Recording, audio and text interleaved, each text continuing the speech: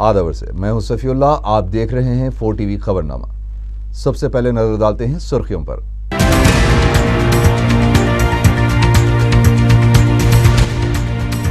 मोदी जहां जाते हैं बीजेपी को शिकस्त का सामना करना पड़ता है। बीजेपी की रैली पर दिग्विजय सिंह का रद्द-ए-अमल।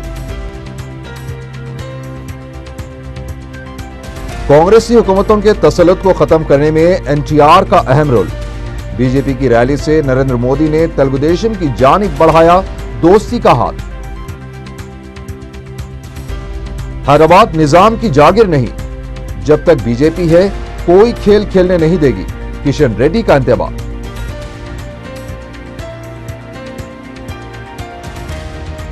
मोदी के दौरे के मौके पर गैर मामूली सिक्योरिटी। पैर छूने वाले लीडर से चौंके गुजरात के वजीर आला। और एपीएनजीओस 12 अगस्त की निष्पक्ष से हड़ताल के फैसले पर अटल।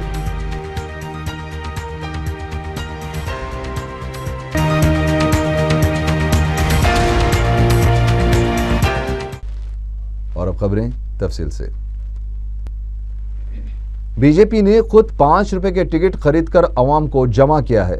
कांग्रेस पार्टी के सीनियर लीडर और रियासत में पार्टी उमूर के इंचार्ज दिग्विजय सिंह ने हैदराबाद में हुए नरेंद्र मोदी के जलसे पर तबसरा करते हुए ये रिमार्क्स किए। उन्होंने कहा कि नरेंद्र मोदी जहां कहीं भी इंतखाबी मुहिम के लिए रवाना हुए, वहां पर बीजेपी को शर्मनाक शिकस्त का सामना करना पड़ा। अलहदा तेलंगाना की पुरजोश हामी जमात बीजेपी के कौमी लीडर और गुजरात के वज़ीर आला नरेंद्र मोदी ने कहा है कि एनडीए दौर में जब बाज़ रियासतों की तकसीम अमल में आई तो दोनों इलाकों के अवाम में मिठाइयाँ तकसीम हुई थी, लेकिन आंध्र प्रदेश में कांग्रेस ने रियासत को तकसीम करते हुए भाइयों में दरार पैदा कर दी है। लाल बहादुर स्टेडियम में नव भारत निर्माण रैली से खिताब करते हुए नरेंद्र मोदी ने कहा कि बीजेपी तेलंगाना के हक में है और साथ ही साथ सीमा आंध्रा की तरक्की भी चाहती है। नरेंद्र मोदी ने कहा कि कांग्रेस दोनों इलाकों के अवाम में नफरत पैदा करना चाहती है और ऐसा होने नहीं दिया जाना चाहिए। उन्होंने कहा कि बीजेपी मरकज में इख्तिदार में आती है तो आंध्रा और तेलंगाना दोनों को बराबर तरक्की दी जाएगी। बानी तेलुगु देशम एनटीआर को खराज पेश करते हुए नरेंद्र मोदी ने कहा कि कांग्रेसी हुकूमतों के तसल्लुत को खत्म करने में एनटीआर ने अहम रोल अदा किया है और कांग्रेस को बेदखल करके ही एनटीआर को खराज पेश किया जा सकता है। अपने इस अल्फाज के जरिए नरेंद्र मोदी ने तेलुगु देशम को एक बार फिर एनडीए की तरफ रागिब करने का इशारा दिया है। एनटीआर की सताइश के जरिए ऐसा महसूस हो रहा था कि नरेंद्र मोदी तेलुगु देशम की जानिब दोस्ती का हाथ बढ़ाना चाहते हैं। नरेंद्र मोदी ने कहा कि गुजरात के शहरों सूरत और अहमदाबाद में तेलुगु अवाम की काफ़ी तादाद सुकूनत इख्तियार किए हुए है और जब वहां पर तेलुगु अवाम मिलकर रह सकते हैं तो फिर तेलंगाना के साथ आंध्रा वाले भी मिलकर रह सकते हैं। अपनी 40 मिनट की तकरीर में नरेंद्र मोदी ने कांग्रेस को शदीद तनकीद का निशाना बनाया और कहा कि कांग्रेस पार्टी मुल्क के लिए बोझ बन चुकी है। कौमी मसाइल का जिक्र करते हुए उनका कहना था कि आज मुल्क के नौजवानों को मुल्क की फिक्र लाहक हो चुकी है और नौजवान अपनी तरक्की की सोच में भी परेशान हैं। उन्होंने जम्मू कश्मीर के पूंछ सेक्टर में पाकिस्तानी हमलों का हवाला देते हुए कहा कि मरकजी हुकूमत 125 करोड़ अवाम का तहफ़्फ़ुज़ करने में नाकाम हो चुकी है। वोट बैंक में मुलविस हुकूमत को मुल्क के अवाम की कोई फिक्र नहीं है।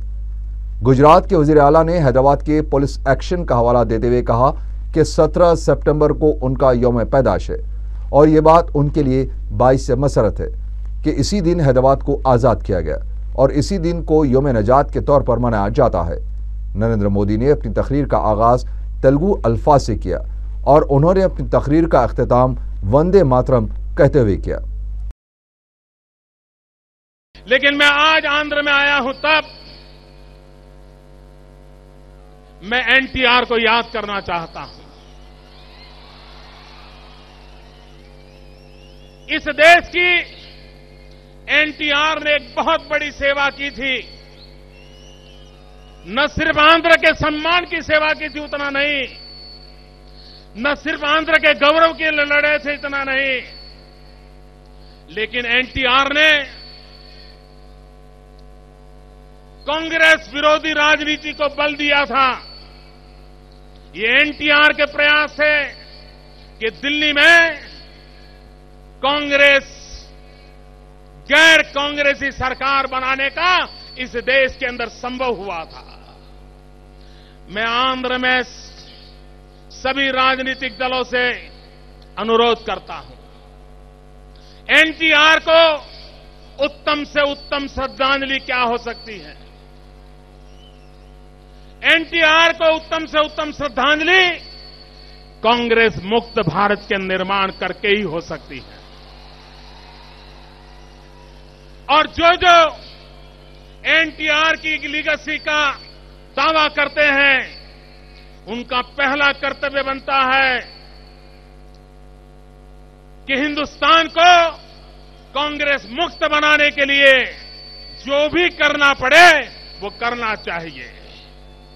मुझे विश्वास है आंध्र के राजनीतिक दल आंध्र और तेलंगाना को बचाने के लिए, आंध्र और तेलंगाना के विकास के लिए कांग्रेस मुक्त भारत बनाने के प्रयासों में कोई कमी नहीं रहने देंगे। सदर रियासती बीजेपी किशन रेड्डी ने कहा कि हैदराबाद कोई निजाम की जागीर नहीं है, यह मुल्क का हिस्सा है और यहां पर हर कोई आ सकता है। नवभारत निर्माण रैली से खिताब करते हुए किशन रेड्डी ने मजलिस पर बिलवास्ता रिमार्क्स करते हुए कहा कि हैदराबाद में बीजेपी है और बीजेपी जब तक है ऐसा कोई खेल खेलने नहीं देगी। उन्होंने कहा कि कांग्रेस हुकूमत ने रियासत के अवाम को परेशान करने के सिवा कुछ नहीं किया है। మనం హైదరాబాద్లో ఉన్నాం। ఈ హైదరాబాదు అనేక రోజులుగా బాంబు పేలుళ్లు జరుగుతున్నాయి। ఈ హైదరాబాద్ నగరంలో గూండాయిజం, రౌడీయిజం పెరిగిపోతా ఉన్నది। మజ్లిస్ పార్టీ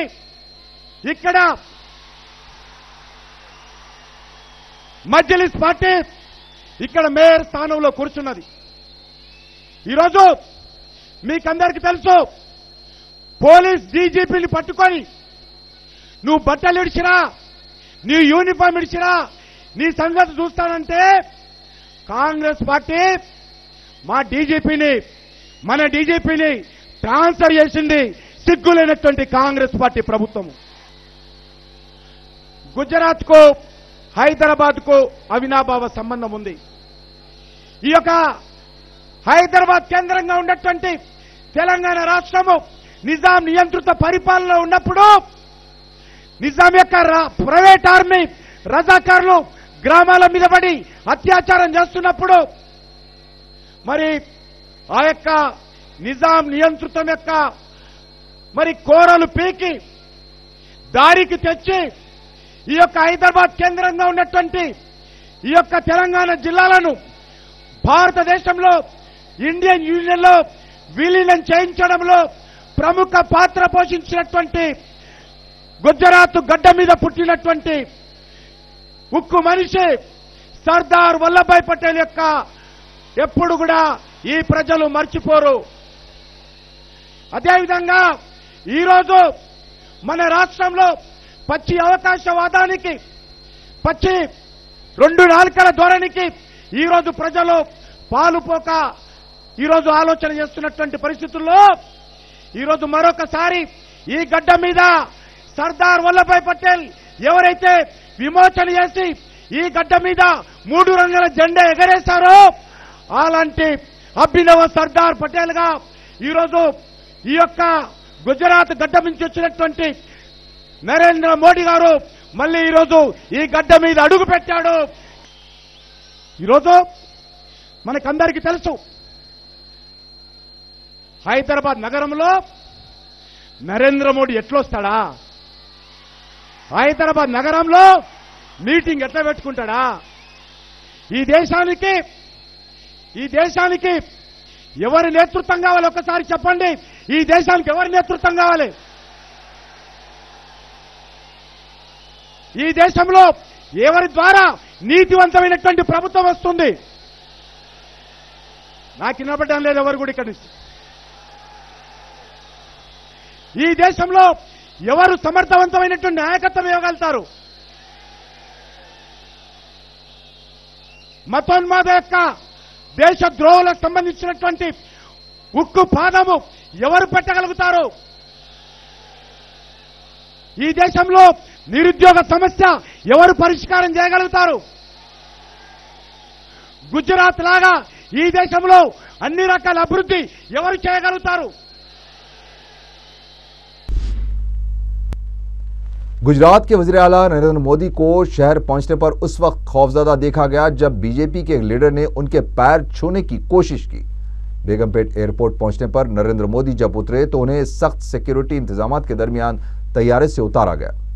तैयारे के पास भी बीजेपी के कायदीन नहीं देखे गए, लेकिन काफी दूर रियासती बीजेपी के सदर किशन रेड्डी और दीगर कायदीन ने नरेंद्र मोदी का इस्तकबाल किया। जब ये कायदीन नरेंद्र मोदी को लेकर बाहर आ रहे थे, तभी बीजेपी के एक लीडर ने उनके पैर छूने की कोशिश की, जिससे वो चमक गए और अपने कदम पीछे हटा लिए। गुजरात के वज़ीर आला नरेंद्र मोदी से पार्क हयात होटल में मुख्तलिफ शोबेजात की एसटी, एससी और बीसी तबकात के कई कायदीन और अहम शख्सियतों ने मुलाकात की। बीजेपी के नायब सदर बंडारू दत्तात्रेय ने कहा कि चाय प्रोग्राम के दौरान नरेंद्र मोदी ने मुख्तलिफ शोबेजात की अहम शख्सियतों के साथ आंध्र प्रदेश और हैदराबाद के अलावा मुल्क के दीगर मसाइल पर भी तबादले ख्याल किया।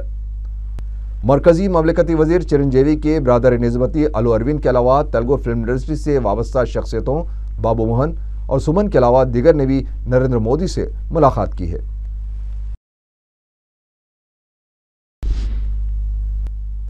इससे पहले गुजरात के वज़ीर आला नरेंद्र मोदी 11 घंटे के दौरे पर इतवार की सुबह खुसूसी तैयारी के जरिए बेगमपेट एयरपोर्ट पहुंचे। मोदी के दौरे के दौरान बाज़ इंटेलिजेंस इतलात के पेश नज़र गैर मामूली सिक्योरिटी इंतजाम किए गए थे।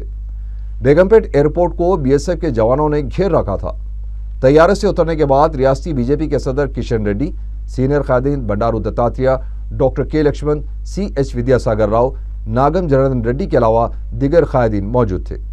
एयरपोर्ट से Narendra Modi park Hyatt hotel पहुंचे। वहां भी गैर मामूली इंतजाम किए गए थे। होटल में नरेंद्र मोदी ने मखसूस सियासी कायदीन व सहाफ़ियों से मुलाकात की। बाद में वो जलसे में शिरकत के लिए रवाना हो गए। बाद में उन्होंने केशव मेमोरियल सोसाइटी के प्रोग्राम और पार्टी कायदीन से कतरिया होटल में मुलाकात की। नरेंद्र मोदी के दौरे के मौके पर न सिर्फ Begumpet airport, park Hyatt hotel और लाल बहादुर स्टेडियम बल्कि शहर के दीगर इलाकों में भी पुलिस के गैर मामूली इंतजाम किए गए थे। नलगुंडा चौराहा, चंचलगुड़ा जेल और सईदाबाद के अलावा दीगर मुकामात पर बीएसएफ के जवानों को तैनात देखा गया।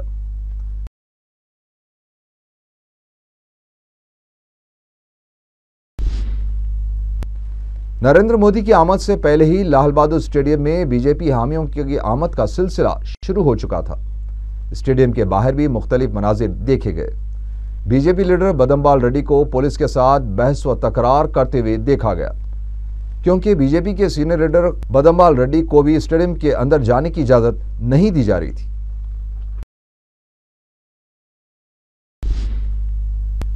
महाराष्ट्र के शोलापुर, औरंगाबाद और कर्नाटक के बीजापुर से मुसलमानों के वफ्द ने दारुसलाम में सदर मजलिस बैरिस्टर असदुद्दीन ओवैसी से मुलाकात की और उन्हें ईद की मुबारकबाद देने के अलावा मुकामी मसाइल पर तबादले ख्याल किया। इस मौके पर मजलिस के दीगर अरकान असेंबली और रुकन कौंसिल भी मौजूद थे। रियासती वजीर शैलेश जनात ने कहा है कि 12 अगस्त को सीमा आंध्रा कायदीन दिल्ली रवाना होंगे और जंतर मंतर पर धरने में हिस्सा लेंगे। मीडिया से बात करते हुए शैलेश जनात ने बताया कि मरकज को रियासत की तकसीम से होने वाले नुकसानात के बारे में तवज्जो दिलाई जाएगी। उन्होंने कहा कि MIM भी मुत्तहिदा रियासत के हक में है और तेलंगाना में जग्गारेड्डी जैसे कायदीन भी मुत्तहिदा रियासत के हक में है। उनका कहना था कि जो पार्टी तेलंगाना के हक में थी वो भी अब अपना मौक़िफ़ बदल रही है। शैलेश जनात ने कहा कि मुज़ाकरात के दरवाजे जमहूरियत में कभी बंद नहीं होते हैं। उन्होंने तेलुगुदेशम और YSRCP को मशवरा दिया है कि वो खुलकर मुत्तहिदा आंध्रा के हक में बात करें और आवाम को इस सिलसिले में मजीद गुमराह ना करें। ప్రజల యొక్క అభిప్రాయానికి దూరంగా ఉన్నారు, మంచిది కాదు ఇది। తిరిగి ఆలోచించి ఈ రాష్ట్రాన్ని ఐక్యంగా ఉంచమని కోరేందుకోసం ఒక కార్యక్రమాన్ని ప్లాన్ చేసుకొని 13వ తారీఖున ఒక ధర్నా లాంటి కార్యక్రమాన్ని ప్లాన్ చేసుకుంటా ఉన్నాం। सीमा आंध्रा कायदीन पहले ओहदे छोड़कर एहतजाज करें। AP NGOs के दफ्तर में मुनक़दा इजलास से खिताब करते हुए तंजीम के सदर अशोक बाबू ने यह बात कही। उन्होंने कहा कि रियासत की तकसीम को रोकना हमारा मकसद है और इस सियासी फैसले को रोकने के लिए मुलाजिमीन मैदान में उतर चुके हैं और इसके साथ साथ समाजी जिम्मेदारी को भी निभा रहे हैं। उनका कहना था कि अवाम को इस तरह की सूरत-ए-हाल से मुश्किलात का सामना करना पड़ेगा और हमारा भी नुकसान होगा, लेकिन रियासत की तकसीम से जो नुकसान होगा ये नुकसान उसके मुकाबले में बहुत कम है। अशोक बाबू ने कहा कि अगर इस मामले का हल सड़क या सेक्रेटरीट में निकल सकता था तो हम उसे कब का हल कर चुके होते, लेकिन ये एक दस्तूरी मामला है, इसीलिए अवामी नुमाइंदों की जिम्मेदारी है अवाम को गुमराह करने के बजाय उनके हक में जिद्दोजहद करें। उन्होंने कहा कि अवामी नुमाइंदों को 12 अगस्त को अपने इस्तीफे पेश कर देने चाहिए, बाद में एहतजाजी मुजाहरों में हिस्सा लेना चाहिए। रियासत की तकसीम के लिए चंद्राबाबू नायडू जिम्मेदार है। मीडिया से बात करते हुए वाईएसआरसीपी के लीडर अंबाटी रामबाबू ने यह बात कही। उन्होंने कहा कि चंद्राबाबू नायडू की जानिब से मरकज को लिखे गए मकतूब की वजह से ही मरकज ने रियासत के 2 टुकड़े करने का फैसला किया है। अंबाटी रामबाबू ने कहा कि अगर रियासत की तकसीम नागुज़ीर होती है तो दोनों इलाकों के मसाइल की यकसुई पर पहले तवज्जो देनी चाहिए। वाईएसआरसीपी के लीडर ने कहा कि इख्तिदार के उसूल के लिए चंद्राबाबू नायडू यात्रा निकालने का मंसूबा बना रहे हैं। उनका कहना था कि रियासत की तकसीम के मसले पर अपना मौक़िफ़ वाज़ेह करने के बाद चंद्राबाबू नायडू को बस यात्रा निकालनी चाहिए। आंध्र प्रदेश मुलाजिमीन एसोसिएशन 12 अगस्त की निसफ शब से अपनी हड़ताल के फैसले पर अटल है। APNGOs के ज़राए के मुताबिक सीमा आंध्रा में गुज़िश्ता 12 दिनों से रियासत की तकसीम के खिलाफ एहतजाज जारी है और 12 अगस्त की निसफ शब से हैदराबाद के बशमुल सीमा आंध्रा के 13 अजला में तमाम सरकारी कामकाज बंद कर दिया जाएगा और सिर्फ इमरजेंसी खिदमात को मुस्तस्ना रखा गया है। RTC यूनियन ने उन्हें इस हड़ताल से इस्तिस्ना रखने की दरख्वास्त की थी, लेकिन APNGOs ने उनकी इस दरख्वास्त को मुस्तरद कर दिया है। इस हड़ताल से 130 डिपोस में बसों की आमदरफ्त मुतासिर होगी। अंदाजा लगाया जा रहा है कि तकरीबन 70,000 मुलाजिमीन इस हड़ताल में हिस्सा लेंगे। जिले आदिलाबाद के YSRCP के लीडर इंदिरा किरण रेड्डी ने पार्टी छोड़ने का फैसला किया है। वाज़ेह है कि इंदिरा किरण कुमार रेड्डी पहले तेलुगुदेशम में थे, बाद में उन्होंने कांग्रेस में शमूलियत इख्तियार की थी। ताहम कांग्रेस छोड़कर इंदिरा किरण रेड्डी YSRCP में शामिल हो गए थे। तेलंगाना पर YSRCP के मौक़िफ़ को देखते हुए इंदिरा किरण रेड्डी ने पार्टी छोड़ने का फैसला किया है। रियासत में तकरीबन 12,000 मखलूआ जायदादों के लिए Andhra Pradesh public service commission को एलामिया जारी करने पर एतराज़ है। ग्रुप 1 में 400 जायदादें, ग्रुप 2 में 2,000 जायदादें, जूनियर लेक्चरर्स के लिए 4,523 जायदादें और डिग्री लेक्चरर्स के लिए 613 जायदादों के लिए अलावा जूनियर और सीनियर असिस्टेंट पोस्ट के लिए भी जायदादें मखलूआ हैं। इन जायदादों पर तखर्रात के लिए अगस्त में एलामिया जारी किया जाने वाला था, लेकिन मरकजी हुकूमत के तेलंगाना तश्कील के फैसले के बाद मौजूदा सूरत हाल को देखते हुए मुकामी और गैर मुकामी के अलावा आम जुमरे के तहत तखर्रात तातुल का शिकार होते नजर आ रहे हैं।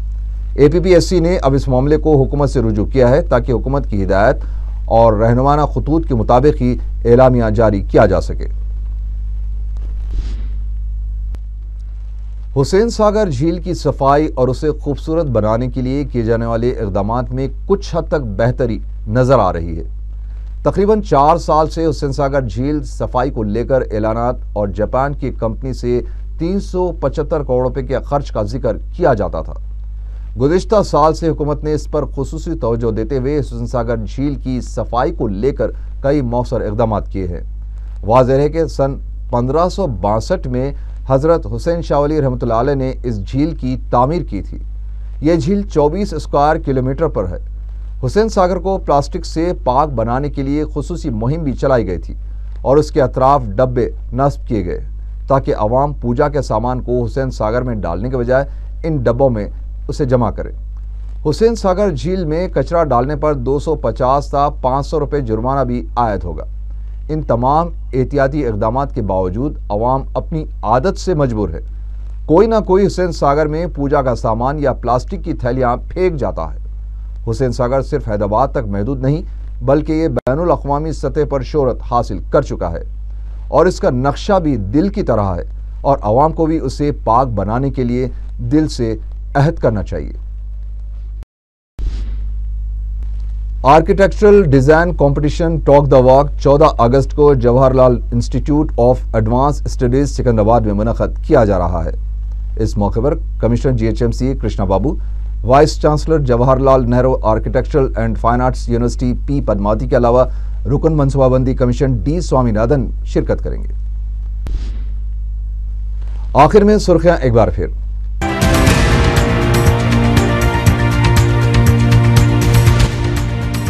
मोदी जहां जाते हैं बीजेपी को शिकस्त का सामना करना पड़ता है। बीजेपी की रैली पर दिग्विजय सिंह का रद्द-ए-अमल। कांग्रेसी हुकूमतों के तसल्लुत को खत्म करने में NTR का अहम रोल। बीजेपी की रैली से नरेंद्र मोदी ने तेलुगुदेशम की जानिब बढ़ाया दोस्ती का हाथ। हैदराबाद निजाम की जागीर नहीं, जब तक बीजेपी है कोई खेल खेलने नहीं देगी, किशन रेड्डी का इंतबा।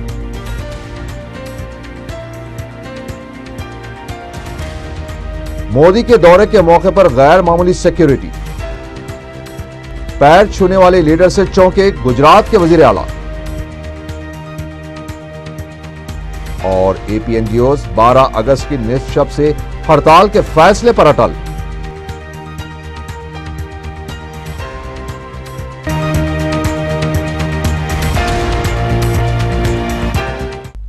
इसी के साथ ही 4 TV खबरनामा यहीं खत्म हुआ। अल्लाह हाफिज।